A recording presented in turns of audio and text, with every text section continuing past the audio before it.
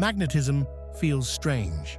Two objects can attract each other from a distance or push each other apart. No visible connection, no rope, no physical contact, yet the force is unmistakably real. But here is the interesting part. Magnetism may not be nearly as strange as it seems, because when you press your hand against a table, the atoms in your hand do not simply collide with the atoms in the table like tiny billiard balls. What you experience as resistance is largely electromagnetic.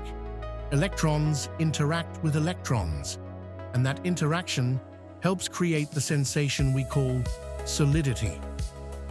In other words, electromagnetic forces are already everywhere around us. We simply stopped noticing how extraordinary they are. Magnets make those invisible interactions much easier to see. Inside most materials, the tiny magnetic contributions associated with electrons point in many different directions. Their effects mostly cancel each other out. But in magnetic materials, something different can happen. Many of these microscopic magnetic moments become aligned, and when enough of them act together, their individual effects combine. Suddenly, something microscopic becomes visible on a human scale. Think of a stadium. One person shouting is barely noticeable. Thousands of people shouting together can shake the entire arena. The individuals did not become more powerful. They became organized.